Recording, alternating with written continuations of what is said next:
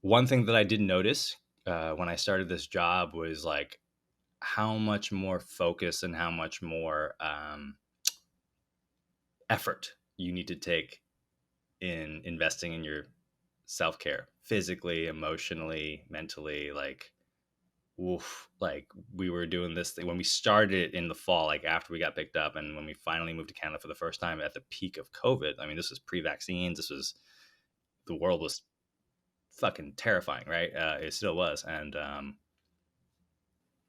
a lot like every reporter as we started to get ready to premiere the show, it's like finally the news started to cover like the spike in Asian hate crimes, and then people are like, what's it like to represent an Asian American family? And I'm just like, this is way heavier than I ever expected Yeah. this to be. Like all of a sudden there's a lot of responsibility and there's a lot of very solemn awareness about what you're doing for something that should be fun and should be entertaining. And we pendulum back and forth between, this is an honor, this is a very serious, this is a privilege that many would want to be in.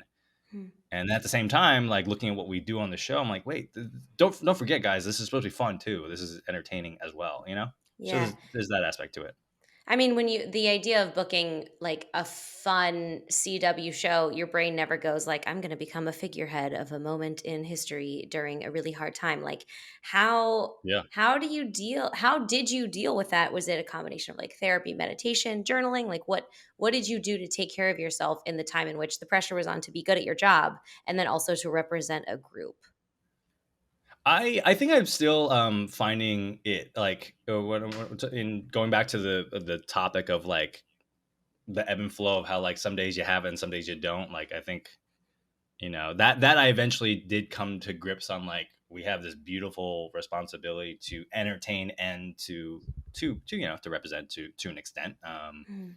We're definitely not saying we represent all American families. That would be that just we're just trying to represent this Asian American family by being true to ourselves. And that was something that we found that like no one entity can represent everyone at all times. That's just not fair. It's just not, that's not the way that it has to be. So we just very much embraced, like we recognize all these things that people are saying about this and that and everything about that in the news.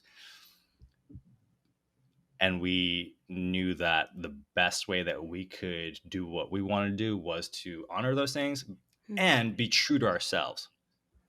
And the more true to ourselves that we stay, that's how you best represent yourself within, especially within the community.